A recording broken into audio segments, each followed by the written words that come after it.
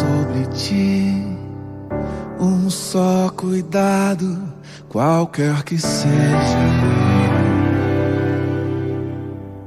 pois somente seria muito para ti. É meu, somente meu, todo o trabalho. E o teu trabalho é descansar em mim. É meu, somente meu, todo o trabalho. E o teu trabalho é descansar em mim.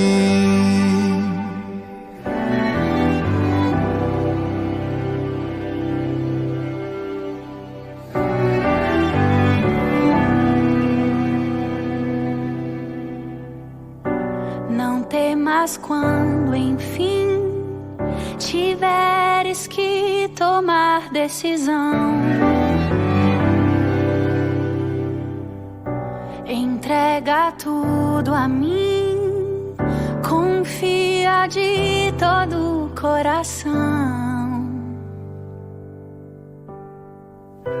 É meu, somente meu, todo o trabalho. E o teu trabalho é descansar em mim. É meu, somente meu, todo o trabalho. E o teu trabalho é descansar em mim.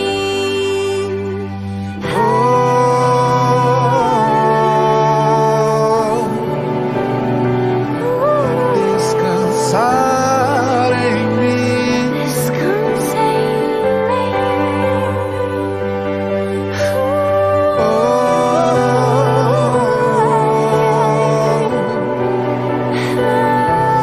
Descansar em mim.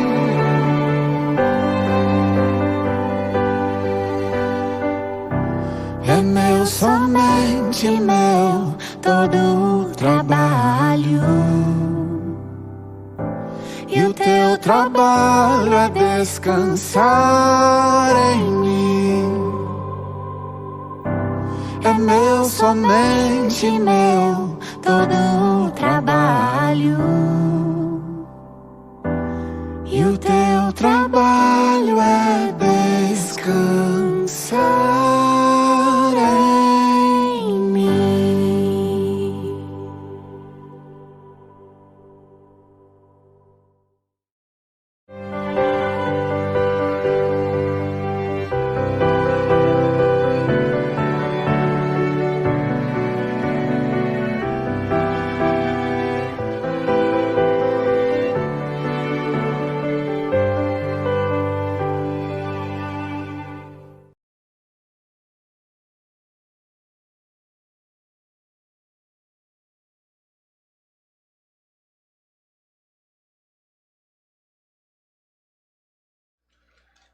Saudar a igreja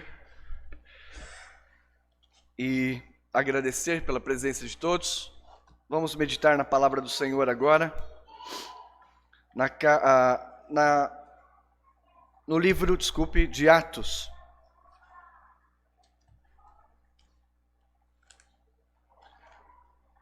Livro de Atos, capítulo 1.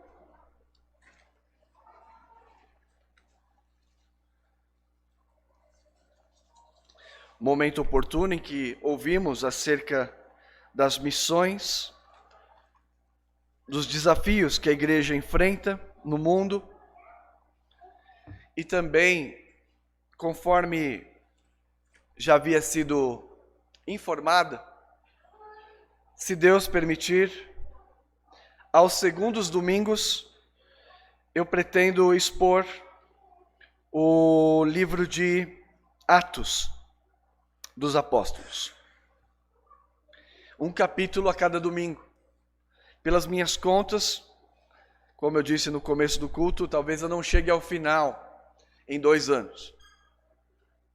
mas que o Senhor nos dê graça para instruir a igreja. Qual o objetivo de pregar o livro de Atos? Para que através da história da igreja, nós que somos uma igreja recém-formada, possamos ter bem claramente quais são as nossas marcas principais, quais são as nossas prioridades, como o povo de Deus já lidou com diversas situações, que certamente esta igreja também enfrentará. Então convido você a abrir a palavra de Deus no livro de Atos, capítulo 1, de 1 a 26. Será uma exposição panorâmica. Eu não tenho tempo suficiente de me ater a todos os aspectos do texto, em todos os capítulos, mas me referirei a vocês quanto às questões principais. Aquilo que diria ser básico para nós compreendermos este livro e a mensagem dele. Vamos orar? Pai, obrigado porque fomos edificados até aqui, com hinos, cânticos, orações, também contristados e desafiados acerca da nossa missão como igreja e discípulos no mundo. Abençoa agora o início da pregação deste livro, que na minha pouca perícia me dê graça a fim de explicar e aplicar corretamente, com boa doutrina, esta igreja recém-nascida. O Senhor encoraje e fortaleça em Cristo Jesus. Amém. Palavra de Deus, então, livro de Atos, capítulo 1, versos 1 a 26. Eu, à medida que ler o texto bíblico, farei os comentários. Tudo bem? Este será o modelo que eu usarei para pregar neste livro. Uma breve introdução. No caminho que usamos para voltar para casa de carro, observa a fachada de muitos templos evangélicos. E um deles, em uma dessas fachadas, há um letreiro informativo muito estranho, para quem conhece um pouco de Bíblia. Terças e quintas-feiras, às 15 horas, busca pelo Espírito Santo.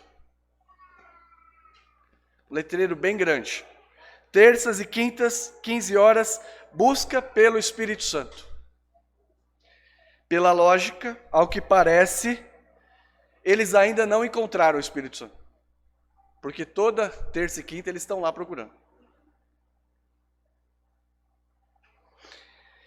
Buscam, como se ele não estivesse acessível já à igreja. Nos 2 primeiros capítulos de Lucas, 2 capítulos de Atos, Lucas relata como a promessa do Espírito Santo, anunciada pelo Senhor Jesus, orientava a expectativa dos apóstolos que compunham a igreja primitiva. Os apóstolos deveriam aguardar o derramamento do Espírito, até que então pudessem começar a missão de testemunhar. O que de fato já aconteceu. Eles aguardavam no capítulo 1 e no capítulo 2, a igreja recebeu o Espírito Santo. Por isso que é estranho um letreiro dizendo, busca pelo Espírito Santo. Ele já foi derramado, a igreja recebeu. E é somente pelo poder do Espírito que continuamos o ministério no mundo. Se nós tivéssemos que aguardá-lo, a igreja não teria dado os passos que deu ao longo da história. Ele já foi derramado e, como lemos no Evangelho, estará conosco e estará em vós. O meu assunto hoje é a promessa do Espírito Santo. E qual é o objetivo da mensagem? é que por meio da história da igreja, nossa fé seja fortalecida. Então, mais uma vez, o livro de Atos tem entre os seus objetivos fortalecer a fé até dos novos convertidos, mas também encorajarmos a sermos testemunhas no mundo da salvação de Jesus Cristo. Assim, comecemos a exposição. Como eu disse, eu lerei os versículos, farei alguns comentários daquilo que é principal. Nós temos a introdução do livro, versículos 1 a 5. Diz a palavra de Deus, registro da palavra de Deus. Escrevi o primeiro livro, ó Teófilo, relatando todas as coisas que Jesus começou a fazer e a ensinar, até o dia em que, depois de haver dado os mandamentos por intermédio do Espírito Santo aos apóstolos que escolhera, foi elevado às alturas. A estes também, depois de ter padecido, se apresentou vivo com muitas provas incontestáveis, aparecendo-lhes durante 40 dias e falando das coisas concernentes ao reino de Deus. E comendo com eles, determinou-lhes que não se ausentassem de Jerusalém, mas que esperassem a promessa do Pai, o qual disse ele: de mim ouvistes. Porque João, na verdade, batizou com água, mas vós sereis batizados com o Espírito Santo, não muito depois destes dias. Com relação ao livro de Atos, nós temos nos versículos 1 e 2 a natureza do livro, que é um registro histórico em um livro, segundo volume. O destinatário, que é Teófilo, a palavra Teófilo significa amigo de Deus, provavelmente um cristão da alta sociedade, recém-convertido, que teria financiado Lucas para escrever esta obra. O conteúdo do livro, do primeiro livro, que era falar a respeito do ministério de Cristo, desde o seu nascimento até a sua ascensão. O Evangelho de Lucas, que é o autor deste livro também, é o único que trata da ascensão de Cristo aos céus. Como lemos em Lucas 24, que eles viram Cristo sendo elevado às alturas. Esta é a extensão que ele cobriu no primeiro livro. O ministério do que Jesus começou a fazer e ensinar. E agora, neste segundo livro de Atos, é o que a igreja continua a fazer e a ensinar. A situação, portanto, é de que a situação que ele se refere agora é referente à igreja, ao ministério dos apóstolos e não mais ao ministério de Cristo. Outro aspecto dessa introdução quanto ao livro é a ênfase no Cristo ressuscitado.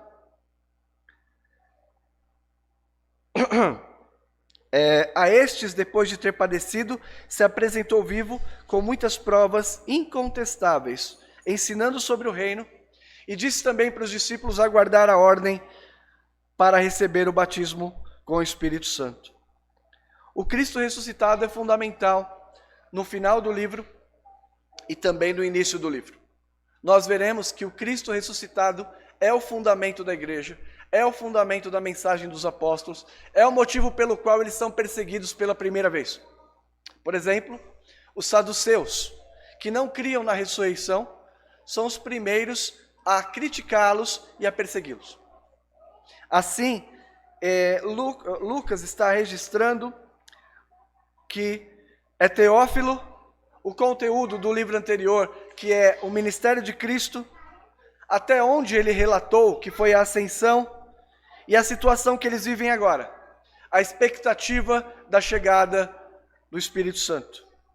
Também a ênfase no Cristo ressuscitado, e lembre-se dessa palavra, que Cristo se apresentou de maneira visível a muitos, de forma que eles são testemunhas desta ressurreição.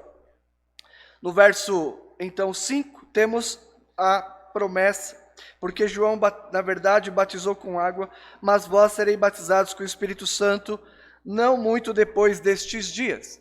Eles estão aqui, 40 dias da ressurreição de Cristo, e o Pentecostes, que é 50 dias depois da Páscoa. Então, os discípulos esperaram ainda mais 10 dias para receber o Espírito Santo. O que de fato aconteceu, o Espírito Santo foi derramado. Então, você que está nos visitando hoje, está buscando o Espírito Santo ainda, que esta dúvida seja tirada do seu coração. Cristo já derramou o seu Espírito sobre a igreja. O capítulo 1, ainda nós temos essa expectativa. No versículo 6 a 8, nós temos o propósito do livro. Então os que estavam reunidos lhe perguntaram: Senhor, será este o tempo em que restaures o reino a Israel? Respondeu-lhes: Não vos compete conhecer tempos ou épocas que o Pai reservou para a sua exclusiva autoridade. Mas recebereis poder ao descer sobre vós o Espírito Santo, e sereis minhas testemunhas, tanto em Jerusalém, como em toda a Judéia, Samaria e até os confins da terra. Então nós temos aqui, vamos dizer, de maneira implícita, não explícita, o propósito do livro, que é a missão da igreja. Jesus foi assunto aos céus e então, conforme as promessas que ele havia dito, não somente Jesus, mas os profetas do Antigo Testamento, de que Deus derramaria o seu Espírito Santo para nos dar um coração de carne, para tirar o coração de pedra, para nos dar uma nova vida, para nos regenerar. E agora Jesus diz que ele é uma pessoa, é o próprio Deus, que será enviado da parte do Pai e preencherá os apóstolos com poder. Poder aqui é a palavra dinamis, que é dinamite. E a igreja é capacitada com poder, porque ela terá uma batalha espiritual bastante dura. Os discípulos não seriam capazes de suportar as adversidades, nem tampouco cumprir a missão de expandir o evangelho, se não fosse pelo poder de Deus, cheios do Espírito. Outro aspecto, se você está nos visitando ou acompanhando o sermão pela internet, que o Espírito Santo não foi derramado para a gente imitar cachorro no culto, nem para a gente ficar gemendo, nem caindo, nem rodando. O Espírito Santo foi dado à igreja para dar a ela poder para ser testemunha, começando com 12 homens, os apóstolos. Estes, então, seriam revestidos para, e aqui a mensagem do livro de Atos, é assim que se estrutura, começassem em Jerusalém, que é a primeira igreja, passassem então, como diz o versículo 8, a Judéia, Samaria, até que chegasse ao Jardim Vila Carrão. E esta mensagem, porque o Espírito Santo já está na igreja, chegou até nós. E a missão não terminou. Nós devemos levá-la até os confins do mundo, com todas as ferramentas que Ele nos deu. Através da pregação pessoal, através do investimento em missões, como nós acabamos de ver. Fomos já capacitados. O propósito, então, é falar sobre a tarefa da igreja, como o Espírito Santo age na igreja e ela se expande para além dos limites da cultura judaica da igreja de Jerusalém, composta então pelos 12 apóstolos. Agora, dando este contexto do versículo 1 ao 8, nós temos aqui alguns pontos que agora Lucas relata que nós vivemos o tempo da igreja sob o ministério do Espírito Santo. Esse é o primeiro ponto. O tempo da igreja sob o ministério do Espírito Santo. Antes que você pergunte, sim, no Antigo Testamento, o Espírito Santo atuava em todos os crentes. Em todos os crentes. Em Moisés, em Arão, em Davi, nos juízes. Todos eles só fizeram e agiram por causa da ação do Espírito, produzindo fé em seus corações. Mas o que muda aqui? A questão da extensão em que esse Espírito seria derramado. O livro de Atos relata que a igreja, os gentios, seriam alcançados. e que esta mensagem de salvação não estava restrita aos israelitas, ao povo de Israel, mas seria e deveria ser levado às fronteiras mais longínquas do mundo. Então, meu primeiro ponto, o tempo da igreja sob o ministério do Espírito Santo. Versículos 9 e 10. Ditas essas palavras, aqui Lucas está se referindo aos últimos versículos, Lucas 24, 44 a 53. Ditas essas palavras, Jesus foi elevado às alturas à vista deles, e uma nuvem os encobriu os seus olhos. E estando eles com os olhos fitos no céu, enquanto Jesus subia, eis que 2 varões vestidos de branco se puseram do lado deles. E lhes disseram: varões galileus, por que estáis olhando para as alturas? Este Jesus que entre vós foi assunto ao céu, virá do mesmo modo que o viste subir. Ou seja, Jesus não está mais presente fisicamente com eles, viveremos na época do Espírito. A presença do Espírito Santo preenchendo e capacitando a igreja, selando cada cristão para o dia da sua segunda vinda. Então Jesus é elevado às alturas, eles olham, mas há uma mensagem. Como ele foi, ele retornará. E esse ínterim que separa a primeira e segunda vinda, vocês devem aguardar o derramamento do Espírito Santo.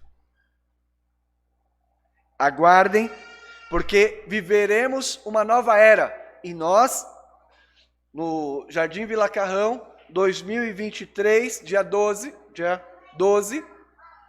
vivemos já a era do Espírito, em que a igreja caminha no poder e conforto do Espírito. Segundo ponto aqui, os versículos 12 a 14, a expectativa dos discípulos pela promessa. Então, voltaram para Jerusalém, do monte chamado Olival, que dista daquela cidade, tanto como a jornada de um sábado. Quando ali entraram, subiram para o cenáculo, onde se reuniram Pedro, João, Tiago, André, Filipe, Tomé, Bartolomeu, Mateus, Tiago, filho de Alfeu, Simão Zelote e Judas, filho de Tiago. Todos estes perseveraram unânimes em oração com as mulheres, com Maria, mãe de Jesus, e com os irmãos dele. Então, Jesus é assunto aos céus, perto das regiões de Betânia. Eles voltam para Jerusalém e se põem de joelhos a orar, aguardando a promessa que viria. A igreja reunida persevera em oração e aguarda a promessa do Espírito Santo. A igreja aqui de Jerusalém está aguardando esta promessa que imediatamente, após 10 dias, recebera no capítulo 2. Cenas dos próximos capítulos daqui a um mês, se Deus nos der graça. Mas o fato é que eles estão esperando. Imagina, eles orando, falando: o Espírito Santo já veio? Será que ele vai vir hoje? Será que ele vai chegar amanhã? Quando é que nós receberemos esta promessa? Até que chega o dia, que é o dia de Pentecostes, e eles recebem. Mas eu quero ler com vocês algumas passagens sobre a promessa de Jesus Cristo, que como o porta-voz do próprio Pai anuncia a promessa. Aqueles que não estiveram durante a liturgia serão edificados também, porque nós lemos durante a liturgia. João 14, versos 16 e 17. A promessa do Espírito. Meu segundo ponto é este. Meu primeiro ponto, nós vivemos sob o ministério do Espírito, tempo da igreja. Meu segundo ponto, a igreja está na expectativa da promessa. Não nós, a igreja do capítulo 1 aqui.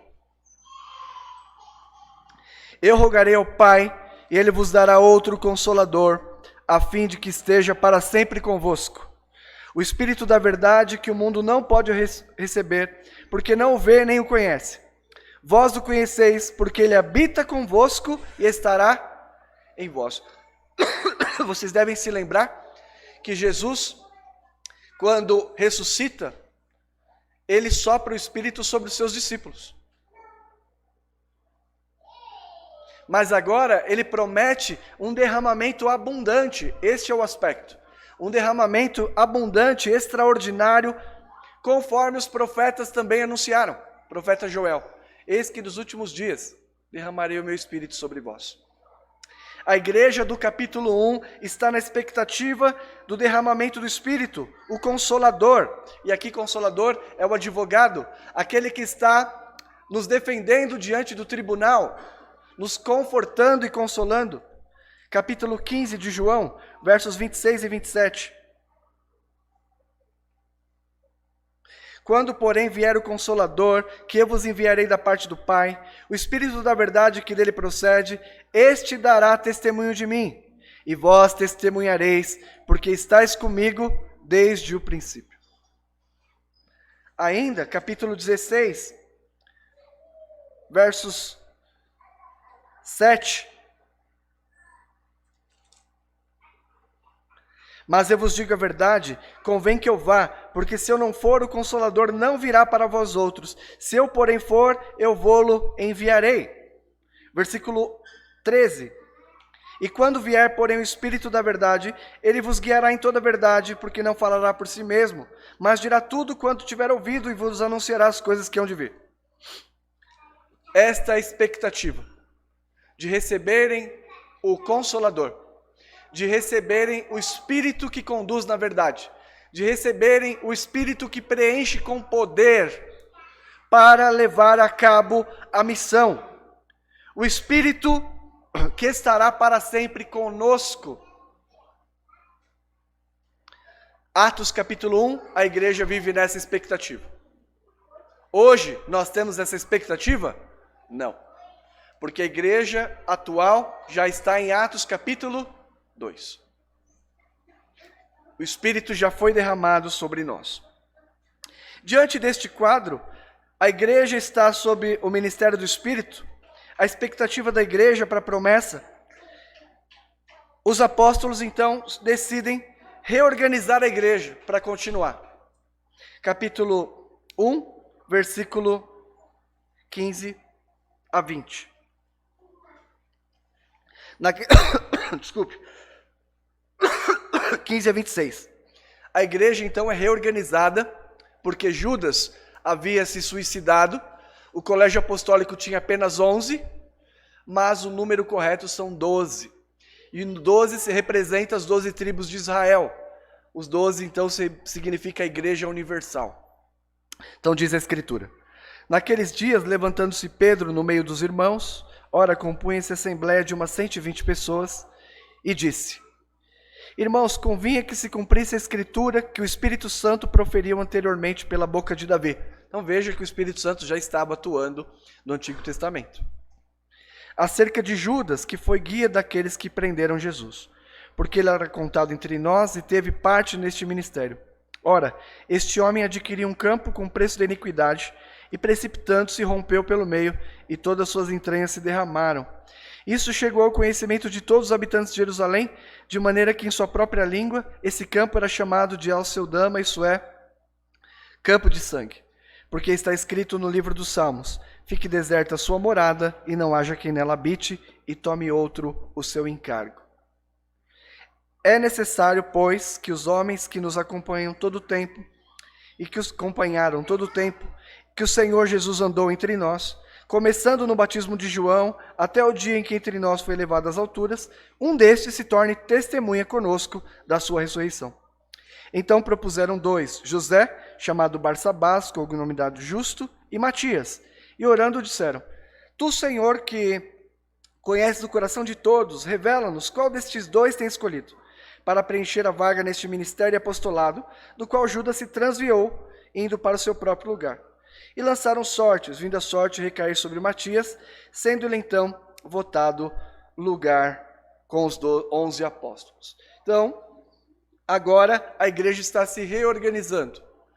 Pedro, que parece ser, é o líder da igreja de Jerusalém, personagem principal até o capítulo 12, se levanta e, interpretando os salmos e dizendo que Davi, pelo Espírito, já havia anunciado, interpreta este salmo dizendo que era necessário, portanto, que o número fosse restabelecido. Veja, uma palavra fundamental no livro de Atos é a palavra testemunha. Testemunhas. Pessoas que viram todos os eventos, desde o nascimento até a sua ascensão. Participaram com Cristo desta caminhada. Então, nesta parte, Pedro, no seu discurso, faz uma leitura teológica e profética. E depois eles veem a necessidade de recompor o número de testemunhas. Qual a credencial? A credencial está aqui. Versículo 21. É necessário, pois, que dos homens que nos acompanharam todo o tempo que o Senhor Jesus andou entre nós, começando do batismo de João até o dia em que entre nós foi levado às alturas, esse se torne testemunha conosco da ressurreição. Então, aqueles que conviveram com Cristo em seu ministério. Não poderiam ser outros.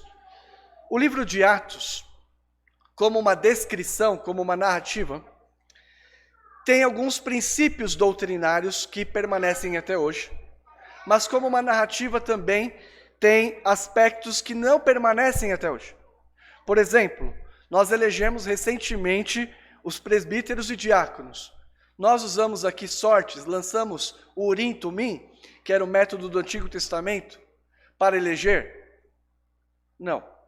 Então, aspectos que não devem ser replicados doutrinariamente para a igreja atual. Mas há outros pontos muito importantes que devem ser pensados. Um deles é que hoje não existem mais apóstolos. O coração do homem, e no Brasil a coisa é tão esquisita, que começaram com apóstolos, depois passaram para outros nomes, daqui a pouco são anjos.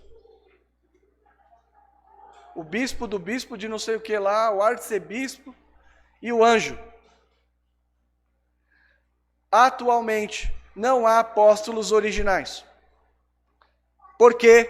Porque não há nenhum que esteve pessoalmente em contato com Cristo no ministério. Embora a palavra apóstolo aqui no sentido qualitativo, mas a palavra apóstolo significa enviado. Então, quando a gente fala de Felipe, quando a gente fala de Estevão, quando fala de Paulo é apóstolo mesmo, mas nós estamos falando de pessoas que foram enviados. Então, hoje, na igreja, não há apóstolos no sentido qualitativo como os 12. Então, a igreja do apóstolo tal, você diz, não tem apóstolo hoje. Mas, no sentido de sermos enviados, sim. Então, irmãos, vivemos sobre o ministério do Espírito, é o tempo da igreja. A igreja vivia, no capítulo 1, a expectativa da promessa. E, em terceiro, da expectativa da promessa, viram a necessidade de recompor o número de testemunhas. Qual a mensagem do capítulo 1? A fé cristã se fundamenta em um fato amplamente verificado por testemunhas oculares. Este é o fundamento da fé cristã. Cristo ressuscitou dentre os mortos.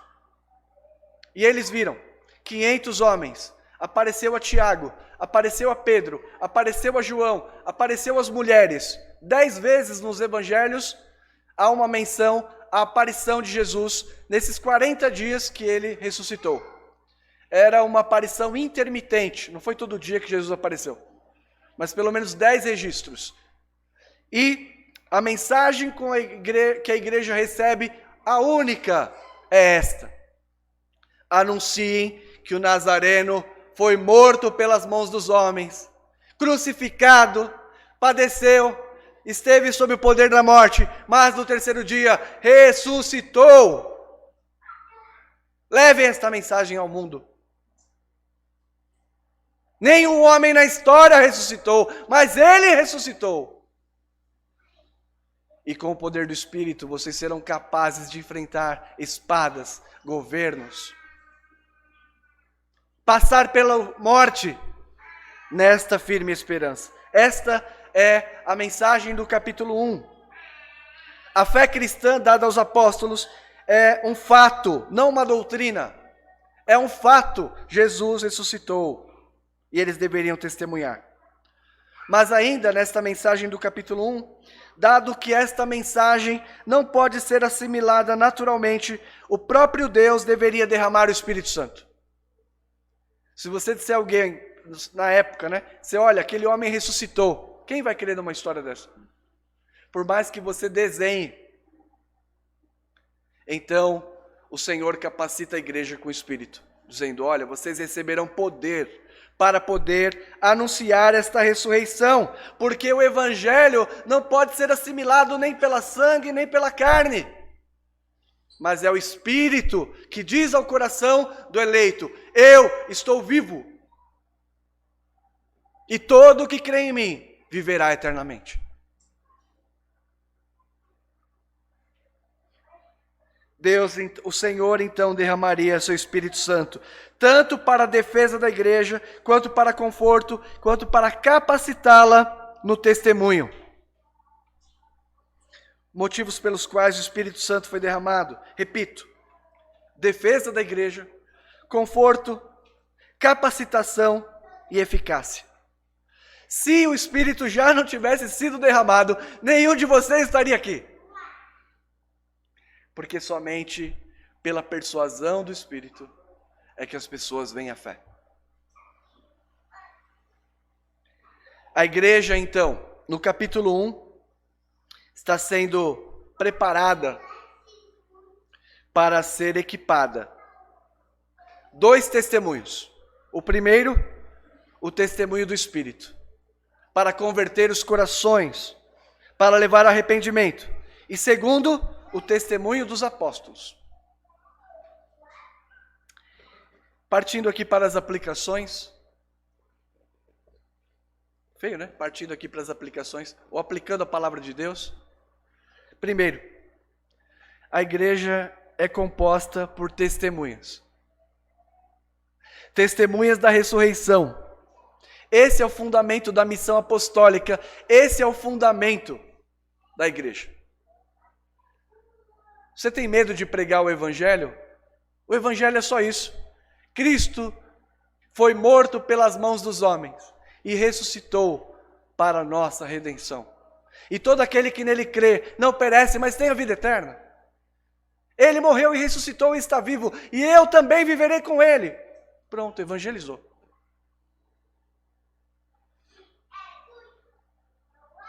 A igreja é composta por testemunhas da ressurreição.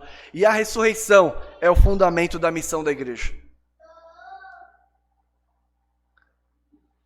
Ainda, a igreja é testemunha no interior de uma história. Lucas está registrando que a história da salvação continua. Ela não terminou no Antigo Testamento. Ela não terminou com a ascensão de Cristo ao céu, ela continua. Desculpem. E estamos na última etapa. Assim como ele foi, ele voltará, do mesmo modo que o vistes subir. Cristo subiu num corpo como este. Foi glorificado, evidentemente. E retornará com o seu corpo glorificado. E nós, como igreja do Senhor, testemunhamos então dessa história que está no último capítulo. Ainda, a mensagem da salvação não ficaria apenas restrita aos judeus e Jerusalém.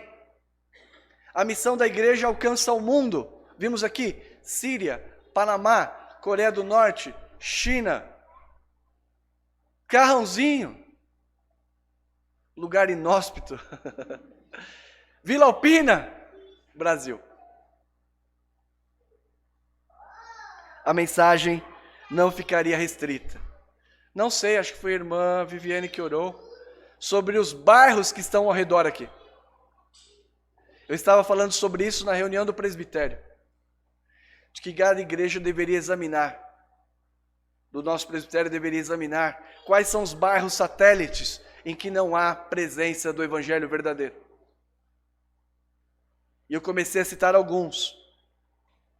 Tem mais de 15 bairros ao nosso redor aqui, em que as pessoas estão aguardando o Espírito Santo.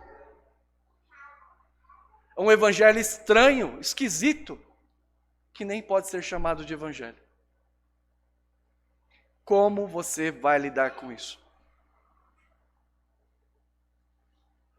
Somos testemunhas.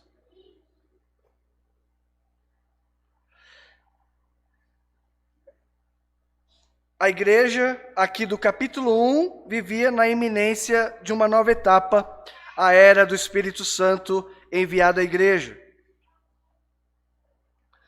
Os discípulos não poderiam tirar o pé do cenáculo, que era um lugar no segundo andar, cabia mais ou menos umas 120 pessoas. Alguns sugerem que tenha sido na casa da mãe de João Marcos. Mas eles não poderiam sair dali antes de receber o Espírito Santo. Porque eles precisavam receber a capacitação, o poder criador de dar vida aos mortos, de converter os corações. Nós só podemos testemunhar porque o Espírito Santo já habita na igreja. E é por esse motivo que você não precisa ter medo. Você tem o dinamite nas suas mãos.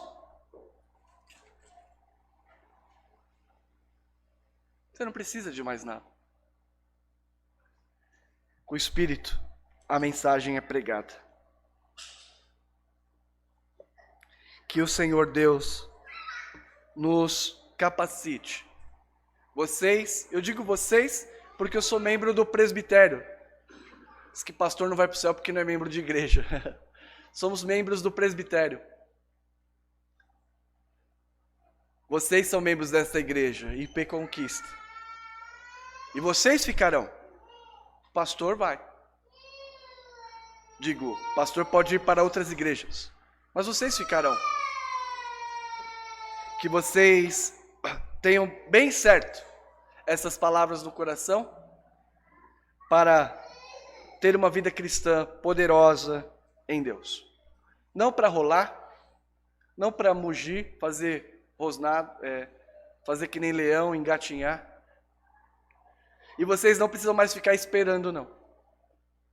Nós já recebemos. Todos aqueles que creem. E a igreja já foi capacitada. Mas para esta igreja primitiva, no comecinho, ainda era uma promessa. A promessa do Espírito. Que Deus os ajude. Amém.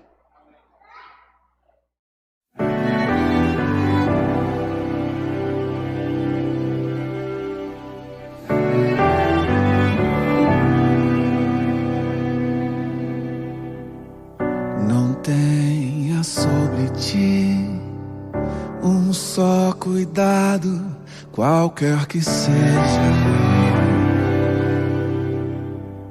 pois somente seria muito para ti. É meu, somente meu, todo o trabalho. E o teu trabalho é descansar em mim. É meu, somente meu, todo o trabalho.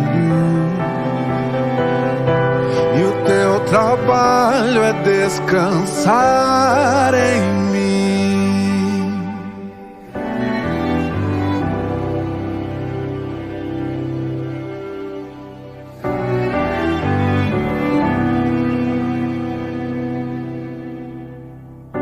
Não temas quando, enfim, tiveres que tomar decisão. Entrega tudo a mim, confia de todo o coração. É meu, somente meu, todo o trabalho. E o teu trabalho é descansar em mim. É meu, somente meu, todo o trabalho. E o teu trabalho é descansar em mim.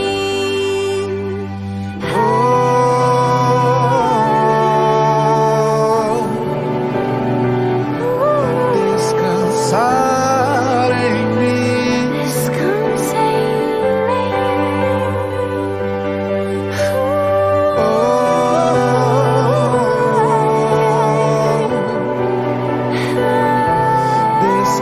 Descansar em mim.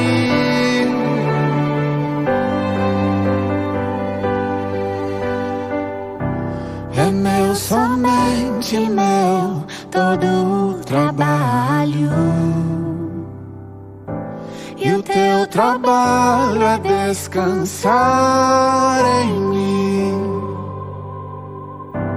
É meu, somente meu, todo o trabalho. E o teu trabalho é